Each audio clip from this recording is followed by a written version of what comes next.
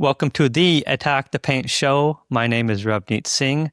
I am here with a very special guest, Matt George. You could find him on the Matt and Kayla show between 10 a.m. and 2 p.m. on Sports 1140. And he is host of the Matt George podcast. He is a Kings expert, I would say, and also a Lord of the Rings expert, as you could tell by his background. How you doing, Matt? Ravneet, it's a pleasure to be able to join you. I'm battling hiccups right now, so hopefully it doesn't affect the podcast too much, but it's a pleasure, my friend. Thanks for having me. It's all good. It's all good.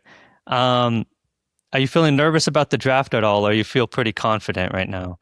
Maybe that's the hiccups. Maybe that's where it comes from. Yeah, there's definitely nerves in Sacramento around the draft. There has to be. I mean, there's just like the season the Sacramento Kings just went through, it has to be worth it, right? Like, you got to get something out of it.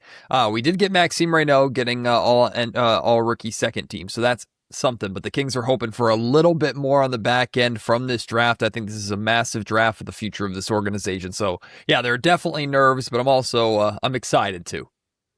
I'm excited too. I'm a Kings fan as well, and I've heard some of your recent podcasts, and you've mentioned that you're okay if Scott Perry trades up to the fifth spot, even though, we got unlucky in the lottery and all that. But at the same time, if he feels confident in a particular guard and does choose to move up, who do you think that he would pick, given all the options there?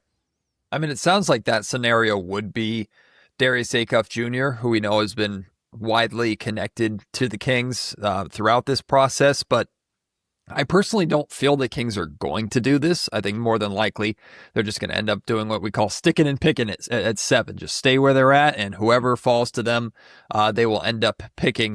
We can tell they're doing their homework significantly on Darius Acuff Jr., Kingston Flemings, and Keaton Wagler especially, and unless there's a shakeup in the top 4, which no one is expecting, then one of the 3 of those guys will be there at 7. So I think that is more than likely the plan and probably the safe option for the Kings to go with. But I do not mind the Kings trading up and using maybe a first-round draft pick in 2031 or something like that in order to move up if they need to, if Scott Perry feels passionately enough about one particular player. Again, in this case, I think it would be Darius Acuff Jr. If he really feels that Acuff is the guy, but is not going to be there at 7, and he moves up to 5 to get him. Ultimately, I want my general manager to go out and get the guy that he really, really wants and thinks is going to be the best player versus just settling for whatever falls to him. I don't think Scott Perry is going to do that, but if he wants to and has the ability to do so, I'm all for it. Do you feel strongly about Acuff as well, or do you feel strongly about any other of the guards? I think out of the top point guards, I think what draws me to Acuff mostly is I see the star potential. And to me, that's what this draft is about now. We were hoping, of course, the Kings would pick higher than 7. And there are some definitely, we feel, future stars at the top of this draft. AJ DeBonsa, Darren Peterson, even Cam Boozer and Caleb Wilson all have the opportunity to be stars in this league. And you can find a star at 7, of course, but I look at Darius Acuff Jr. and the offense, the shooting, I mean, it just jumps off the page, right? And the Kings struggled. They were one of the worst three-point shooting teams in the league last year. They struggled with consistency from the point guard position, period. So he checks both of those boxes. But when I compare him to a Kingston Flemings, for example, like Kingston has grown on me more and more, but Kingston to me is a very well-rounded point guard, which the Kings would love to have. And if they end up selecting him, I'm very okay with it. But the one thing I've struggled with Kingston Flemings compared to a Darius Acuff Jr. is what's the superpower? What is it? Like we've heard about his speed, and in fact, in a weird way, he's been compared so much to De'Aaron Fox, who we're very familiar with here in Sacramento. So we're familiar with that part of his game. Plus, he shot well at Houston, but Darius Acuff Jr. offensively just looks like he has that offensive star package. So that's what draws me to him specifically. The defense, though, is definitely a concern, which is why I'm also a little bit surprised that the Kings are seemingly as infatuated with Acuff as they are, considering they want to be good on the defensive side of the floor too. Doug Christie is a defensively minded head coach, but I don't know, maybe they feel that the defense is not as bad as it looks, or they can fix it with him just being in the Kings system. But I love Acuff's star potential on the offensive end. Yeah, I completely agree. I mean, I also think I wonder if they feel like if they draft him, they have time to develop him into being a better defensive player and Yeah. create good habits that maybe Calipari didn't really focus on. And I will say his defense earlier in the year was better, but as he had to carry a more offensive load, it got progressively worse. But, you know, I would be happy if the Kings drafted Acuff. I would also be pretty happy if the Kings drafted Wagler. I would be a little bit disappointed in Flemings for the reasons you pointed out. Not that he's a bad player. At one point, he was projected to be top five in the Mm. draft, and for a very good reason. But if you look at his handle, it's maybe not the best. And you look at him attacking all the way to the paint, it falls short, maybe compared to like someone like Acuff or Mikel Mm. Brown. And so I want to transition to Mikel Brown now because I'm very high on him. I know some other people in the draft sphere are very high on Mikel Brown and have him as point guard number one. So it's a little bit interesting to me that the Kings, there hasn't been a lot of draft talk about that match pairing. And I don't know if it's because the Kings aren't as interested, or maybe is it Mikel Brown's camp that is trying to avoid the Kings because we've seen that in Sacramento too. So what are your thoughts on all that? Yeah, I agree. It's odd. I've reached out and poked around a couple of times with sources around the Sacramento Kings and connected to the Kings about Mikel Brown Jr., just like I've poked around about Acuff and Flemings and some of these other prospects. And when I tell you I've gotten nothing back, I mean I've just gotten nothing back, which doesn't have to mean anything necessarily, but he might just not be on their radar, or they're trying to keep their interest in him very much under wraps. We don't have anything or any reason to believe that he's worked with the Kings in any capacity. We know the Kings have had private workouts with Flemings and Acuff and are planning to have Wagler in for a workout between now and the draft. But I agree. It is odd that we have not heard much about Mikel Brown Jr. at all, considering he's another one of those guards that I think does have star potential. The handles are there. The athleticism is through the roof. I know there were concerns with his inconsistencies in college, his ups and downs, which a lot of it came from this back injury that he dealt with. But I don't know about you. I have not heard anything really about his back through this process. And if there was a concern, we would definitely be hearing a lot about it. Back injuries are no joke. I go back to, unfortunately, painfully, the Marvin Bagley, Luka Doncic draft, and Michael Porter Jr. was expected to be a top pick in that draft, but he fell as far as he did to the Denver Nuggets because he had these glaring back issues that spooked teams. If Mikel Brown Jr. had a back issue, I think we know about it because I think it would really be scaring a lot of teams off. And now we're starting to hear a lot of Mikel Brown Jr. potentially to the Los Angeles Clippers at 5, or maybe even the Brooklyn Nets at 6. So I'm with you. I think it's strange that we haven't heard any connection between those two. I feel like there's certainly elements of his game that the Kings would like, but he definitely doesn't seem to be as high on their list as those other three guards. Yeah, it's interesting. Again, I'm the highest. I have him as my point guard number one. So it is interesting, but I mean, I'm not saying I'm going to tell the future. I don't have a crystal ball either. I mean, no one really knows with these guys, and a lot of times you're drafting the person, and he does seem like a great person, and so does Kingston. Apparently, his interviews have done really well. Now, I want to talk a little bit about Scott Perry. Mm-hmm. It seems like you're pretty confident in his ability, and he did have a pretty good draft for where the Kings were picking last year. I mean, he drafted Maxime in the second round, and Neek looks like a good, he looks like a potential starter, I would say. So is there anything in particular that makes you feel confident about him? Is it his past draft experience? It's a mixture of things. First off, to put it bluntly, we don't really have a choice in Sacramento, right? Like somebody's got to turn this around, and of all the things to have faith in, hopefully Scott Perry is the guy, or the Kings are going to be in big trouble for a long period of time here. The difference to me with Scott Perry and some of the other general managers that I'm putting a lot of my faith in is the experience that he has, right? He has a reputation around the league, very well-rounded, good relationships with agents, good relationships with players, coaches.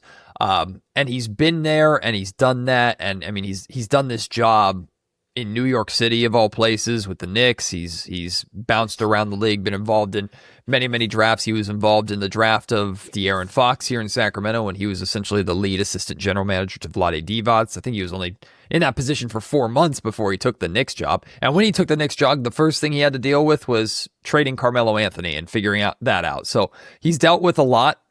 He's a straight shooter, but he's also very much a people person. Like, the relationships matter to him. So I have faith that he's been around the block enough and seen enough of the situations to, one, know how to handle different curveballs that come his way. And also, he knows how to turn internally to the Kings organization and Vivek Ranadive and Kings ownership and say, listen, this is what we need to do. This is what needs to be done. This is the right way to do it, which I think the Kings have lacked from their general managers throughout Vivek's tenure as an owner here. So I'm very much, that part of Scott Perry has me optimistic and hopeful.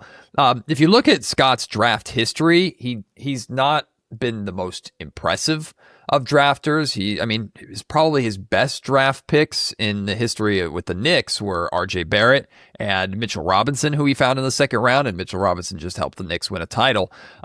He's had some stinkers too, like a Kevin Knox, for example, that didn't necessarily work. As an assistant general manager, whether it was in Detroit or in Seattle, drafting Kevin Durant, he's been involved, or in Sacramento, drafting De'Aaron Fox. He's been involved in some really good draft picks, but most of those names have been, again, not when he was the main guy, but he was part of that puzzle. So I'm just banking on the experience. I'm banking on him knowing what he wants. I'm banking on him recognizing how to handle and play the game, for lack of a better term, of the draft and information and what teams want and trades and things of that nature. So that's what draws me to him. And I've gotten the opportunity to sit down, speak with him a number of times, and there's just a cool confidence with him. Like, he's not worried about anything. He thinks things are going to work out the way that they're supposed to work out, but he's also not just going to wait for it to fall into his lap. He's going to maneuver and do the things and the little nuances that a general manager does to get their way ultimately. So that's what I'm putting my hopes in. I hope it's not blind faith, but sometimes it might feel like that.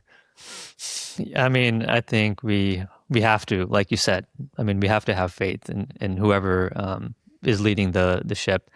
But you mentioned relationships, and I think that is something that I look at Scott Perry and I'm like, okay, he has a relationship with Nate Amen's dad. He has a relationship with Darius Acuff's dad. Okay. Like, it does help that he has all these relationships. And you look at Leon Rose, the Knicks GM, he's also very much a relationship guy. So I totally agree with you on all that. Now, if you go on King's Reddit, you mentioned Vivek.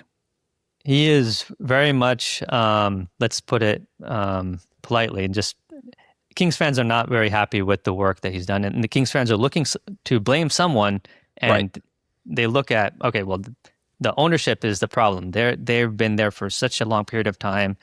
And so a lot of people have complained about, Vivek meddling into basketball affairs, something that he may not know very much about, as much as, like, let the basketball people do their job. Yeah. And I guess, when Scott Perry took the job, it was a lot of question marks on, like, is he going to have full control over the team? And I remember you saying at that point that he would be in full control, if I remember correctly. So do you think that has been the case? Do you think that will continue to be the case? And do you ever, it's hard to predict, but do you feel like Vivek has kind of maybe learned to take a step back for quite some time now and will continue to do so? Yeah, we can't really know for sure. And I think a lot of just Kings fans in general are always going to be skeptical and will believe it when they see it, or believe it when it's consistent over a handful of years. So, and there are a lot of Kings fans that just aren't willing to give the benefit of the doubt because of the past. There's no question that Vivek has at times gotten over-involved, that Vivek has maybe jumped the gun or rushed into decisions that he didn't necessarily have to make, or make some short-sighted decisions based off of personal preferences of his. But from what we understand, conversations we've had with Scott Perry, what he said publicly and privately, he is in control. He has full autonomy. And while I can't tell you exactly what happened when Vivek offered Perry the job. I think we have a pretty good idea that Perry said, if I'm going to take this job, which he didn't need, if I'm going to take this job, we're going to do things my way. And I think that was, and we call it a necessary evil, but we just wrapped up an NBA Finals where Mike Brown's Knicks were taking on De'Aaron Fox's Spurs. Well, Wemby's Spurs, but De'Aaron Fox is part of it. Harrison Barnes also on that team. And it's just the poster of mistakes that the Sacramento Kings have made. The Beam team is all over that NBA Finals. And it was just again like a showcase of just the bad decisions that the Kings and unfortunately Vivek Ranadive has made, including especially like the firing of Mike Brown. So my belief is, everybody needs to learn from every mistake that they make, and Vivek has certainly made mistakes and repeated mistakes as an NBA owner over the course of his tenure. If you can't learn from what we all just saw, and if you can't learn from what happened with the Kings last year, going, 22-60, then like nothing's gonna change you. So, but all indications that we've been getting, everything that I've gotten, has said that Vivek has taken a step back, almost to the point where there are times that Scott Perry is making decisions and Vivek's almost on like a need-to-know basis. Hey, this is what I'm doing. Give me the green light. Like, not Vivek with him every step of the way. But as an NBA owner, and look, Vivek's not the only NBA owner that's like this. There are NBA owners that are directly involved, that want to be involved. And I will say this, without like sounding like a shill for the organization or anything like that. Like, I think Vivek has the purest of intentions and has always wanted to win.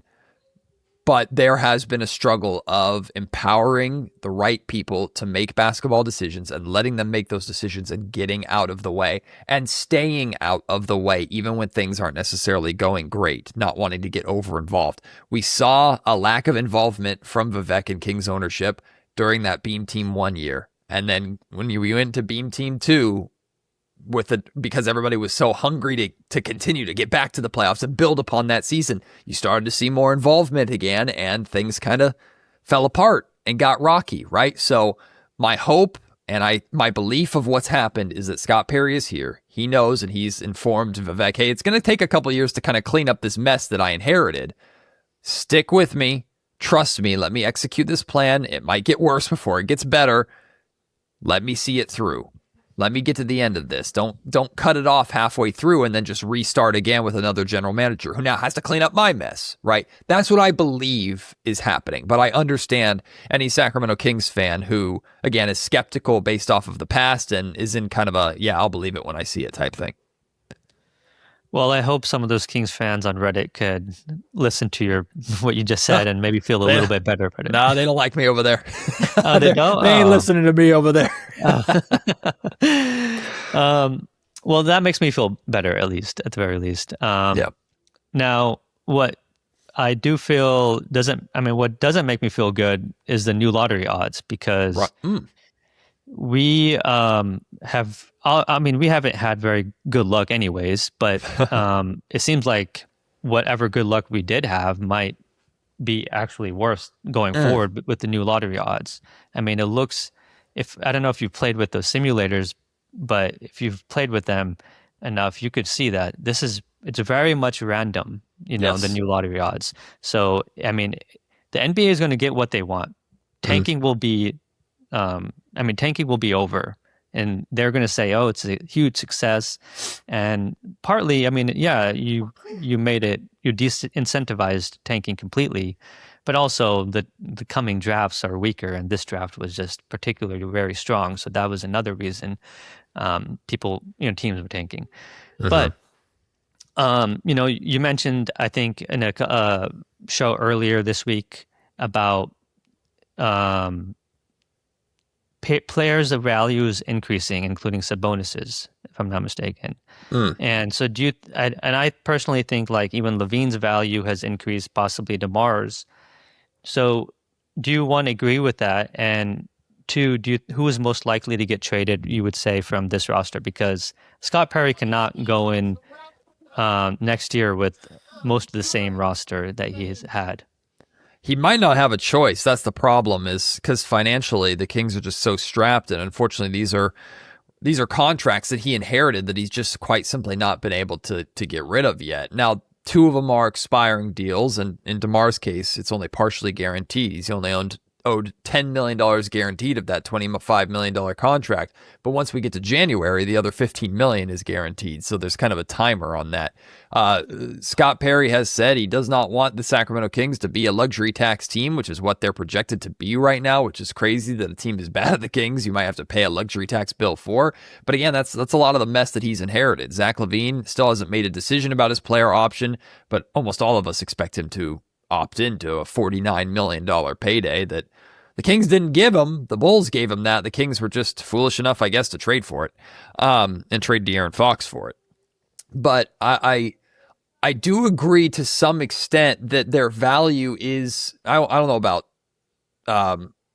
about Zach LaVine's value. I think his contract is just so bad. He is an expiring contract, which can be useful around like trade deadline time. So maybe you can approach it then. With Domantas Sabonis, though, specifically, like Sabonis is too good of a player to just dump in a salary dump deal. And the Kings made that clear with their unwillingness to trade him to Toronto and Washington at the trade deadline last season. So there's the talent element of the conversation, but now with the draft lottery reform, like tanking and rebuilding as we know it is changing. It's a crapshoot. Right? And that's scary because there is going to be a team, maybe multiple teams that are bad, that need talent over the next 2-3 years, that need a top player to kind of turn their franchise around, who can never get them because the crapshoot draft lottery spits them at the 9th, 10th, or 11th pick every single year, right? Like that's something that very well could happen to where you'll get good players, but not the star or big names that you need to ultimately turn your franchise around. That's definitely concerning, and I know a lot of Sacramento Kings fans look at this new draft lottery proposal and go, well, we're the Kings. We're bound to not have draft lottery luck. But at the same time, I do actually like, on the surface, this draft lottery reform because it'll simplify the regular season for everybody. I don't know about you. I mean, I was unfortunately very much rooting against the Kings winning basketball games because I wanted them to have as good of odds as possible. The Kings very much felt the opposite way. They wanted to prioritize winning and developing players. And, well, we saw how it ended up in the draft lottery specifically. But that was exhausting, right? It was exhausting taking any time the Kings did something good and won a game because of it and made it into a bad thing because of draft lottery odds. Like, it's simple. Next year for 82 games, we could just root for the Kings to win as much as possible. And now Domantas Sabonis sticking around to help them win enough games to avoid the relegation zone, which is those bottom 3 spots. Like, that's necessary. That's valuable. So now there's more of a reason to keep Domantas Sabonis around while still trying to develop the young players that you're bringing in. Same thing with Zach LaVine if the Kings can find a way to feature him, or DeMar DeRozan if the Kings decide to keep him around. The luxury tax bill, though, is a problem that Scott Perry has to figure out. But the Kings can't just bottom out, be a bottom feeder, bottom out team. Like that was the route to rebuilding. That's what the Sixers did. It's what the Thunder did. It's what the Spurs did. That route doesn't exist anymore. So you can try to win games. You can try and be competitive. You can try and be entertaining. And then you cross your fingers and hope to God you get lucky. Unfortunately, that's just the route that the Kings have to go on for the next few years. I totally agree. Do you feel like any one particular player is most likely to get traded if you had to pick one player? Most likely to get traded, I would say, is Sabonis, because I think Sabonis has the most value, which means in theory more teams would want him. But I don't think the Kings are going to want to trade him for what his value is currently, if that makes it. I don't think any of 3 of them are getting traded. I just don't see, like, DeMar DeRozan doesn't have a market period. It just doesn't look like it, and he hasn't for a while. I don't think, if Zach LaVine picks up his option, I don't think anybody wants to touch that with a 10-foot pole right now until you get to the trade deadline, maybe a little bit later, and he's an expiring deal. And yeah, Sabonis is too good to just dump in a salary dump deal. So I think all 3 of them are going to stick around unless the Kings decide to, like, cut DeRozan and save that money, or cut and buy out Zach LaVine if they want to go that route, which I don't know if they do that. I think they'll look around the edges too. They tried to shop Malik Monk last summer. I wonder if they're going to try and shop Malik Monk again. They have Devin Carter on the roster that they could try and shed his, I think, like $5 million worth of salary. So they might try and make some small moves and cut DeMar DeRozan, and that gets them under the luxury tax. And it sounds harsh to do that, but also it frees DeMar DeRozan up to go and actually pick a team and play meaningful basketball at the end of his career. So they'd almost be doing him a favor in a way. I'd expect that to be the most likely route to happen, even though it's certainly not my favorite route. I would love for the Kings to find a way to trade Zach LaVine, and hey, there you go, problem solved. Or even trade Domantas Sabonis and get good value for him.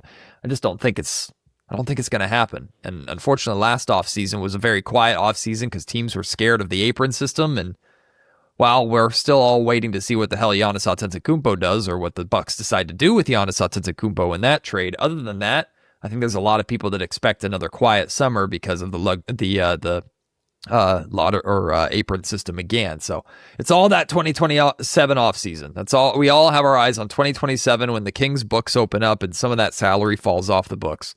I don't want to have to waste another year to get there, but we might just have to keep being patient.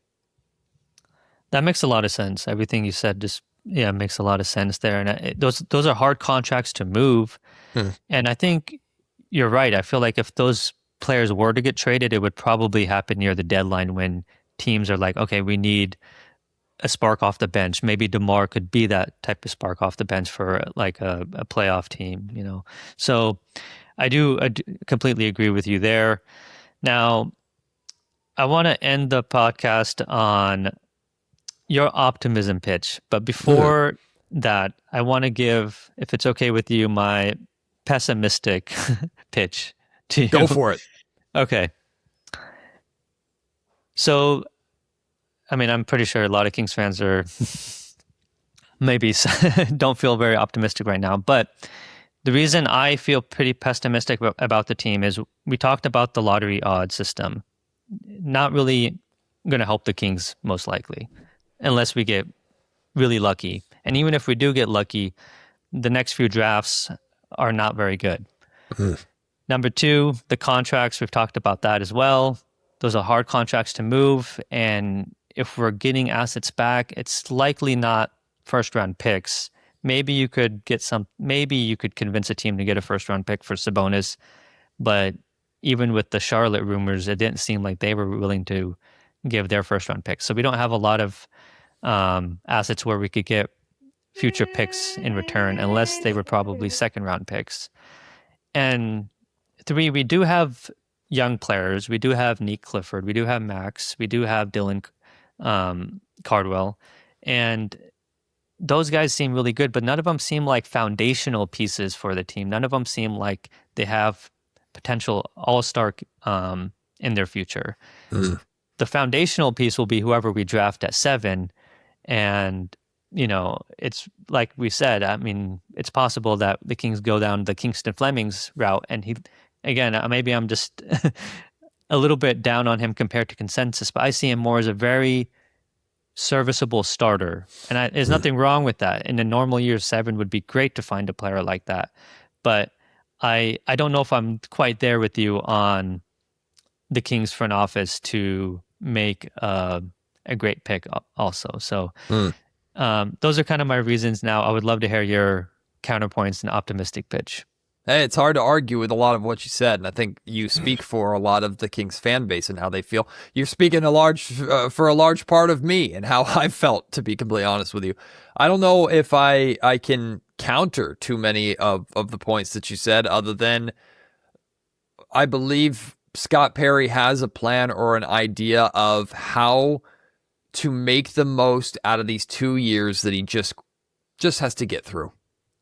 To me, that's not a very optimistic viewpoint, but you almost just have to get through these 2 years before Scott can really start to make moves. That doesn't mean that both have to be lost years and lost seasons, but I interpreted last season as Scott Perry kind of showing Vivek and showing the Kings, this is what you tried, and this is why it ain't gonna work, and this is what we need to do.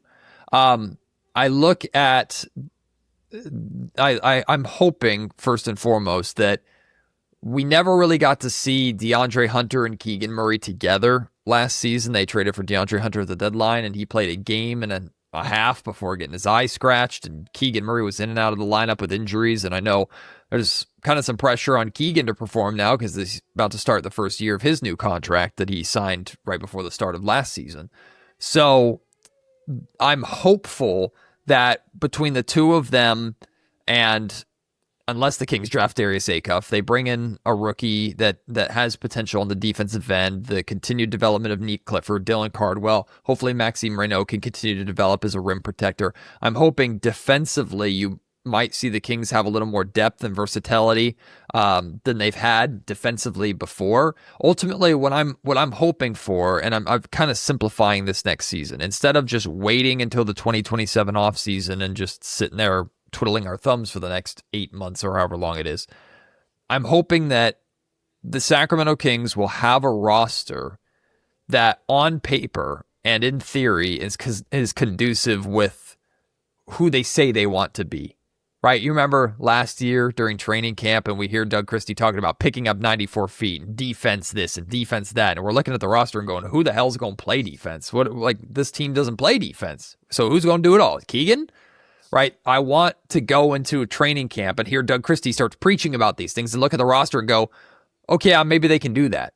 And I think the most important thing that the Sacramento Kings can do this season is, with the players that they have, establish that true identity.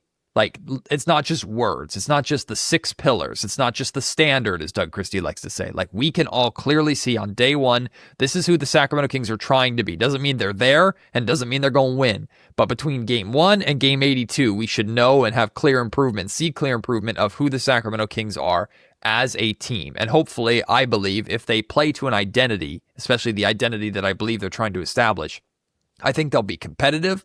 I think they'll be watchable. I mean, we saw glimpses of how entertaining they could be, whether it was the win against the New Orleans Pelicans in Sacramento towards the end of the season when Dylan Cardwell blocked Zion at the rim a couple of times, or the Kings taking the Cavaliers to the limit when it was James Harden's debut game, and that game was very close all the way down to the end, or the Kings' exciting win in overtime against the Minnesota Timberwolves. Like, there's a basketball team there. There's an entertaining product there that I think this fan base will rally around if the young players are leading it, and you can see the vision of there's something to build upon. And now you get to the 2027 offseason and you have the money and financial flexibility to really, truly build upon it. It's not the most exciting pitch. It's a pitch based on patience, and that word should be illegal here in Sacramento because Kings fans have been patient enough. We all know it. We've waited too long and only got one playoff series for it. But I think if it doesn't take much for Kings fans, if we see growth, if we see a vision starting to be executed, if we see progress and we see effort, especially from the young guys who have already kind of captured our hearts and attention a little bit, that to me is, I can get through that for a year. Sign me up for that for a year. I can get behind that. So that's what I'm optimistic for.